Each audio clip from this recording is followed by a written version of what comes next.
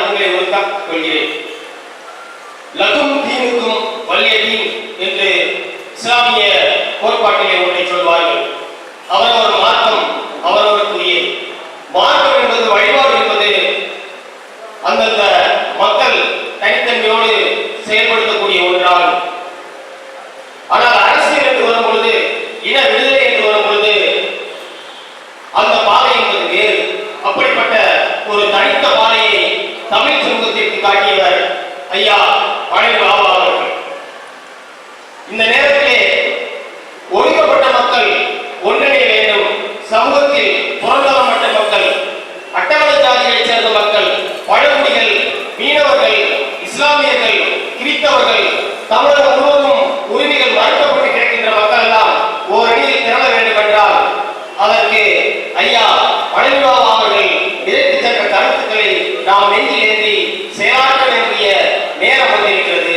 இது போன்ற கூட்டங்களை அறிஞர்களையும் தலைவர்களையும் நம்பி நீங்கள் நடத்தாமல் ஒடுக்கப்பட்ட மக்களிடம் சென்று நடத்துங்கள். திருப்பதி தேவஸ்தானத்திற்கு முன்பாக நடத்தாமல் மண்ணடியில் நடத்துங்கள், யாசர்பாடியில் நடத்துங்கள், பெரம்பூரில் நடத்துங்கள். அங்கு மக்கள் திரண்டு வருவார்கள்.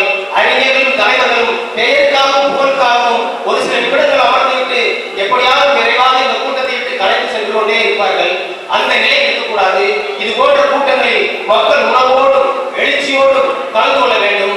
உலக மானுட விடுதலைக்கு வித்திட்ட உலகமும் போராடி கொண்டிருக்கின்ற மக்களுக்கு எழுச்சியை ஊட்டுகின்ற ஒரு தத்துவமாக இஸ்லாம் மட்டுமே இன்று உலகத்தில் நின்று கொண்டிருக்கிறது.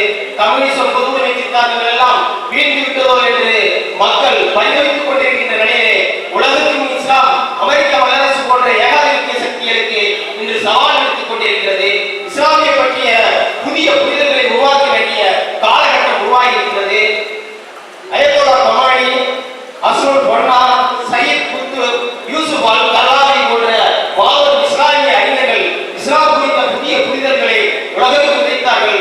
அதனுடைய ஒரு தொடர்ச்சியாகத்தான் தமிழகத்திலே ஐயா பழனி பாபா அவர்கள் இஸ்லாத்தை தமிழ் தன்மைக்கு ஏற்றார் போன்று, தமிழ் விடுதலைக்கு ஏற்றார் போன்று அவர் விதைத்து சென்றார். ஐயா பழனி பாபா அவர்கள் இஸ்லாமியர்களுக்கான தலைவர்கள் அல்ல, இஸ்லாமியர்களுக்கான தியாகி அல்ல. அவர் இறப்பதற்கு முன்பாக, சில நாட்களுக்கு முன்பாக அவர் பேசும்பொழுது திருநெல்வேலி மாவட்டத்தினுடைய பொட்டப்புதூர் என்ற ஊரிலே சொன்னார், என்னுடைய மரணம் என்பது ஒரு ஷஹீத் மவுத். நான் நிச்சயமாக ஒரு தியாகியாக நான் மரணிப்பேன். எனக்கு தியாக சாவுதான் பிடிக்கும் என்று சொன்னார். அவர் விரும்பிய அந்த ஷஹீத் மவுத் அவருக்கு கிடைத்தது, அந்த தியாக மரணம் கிடைத்தது.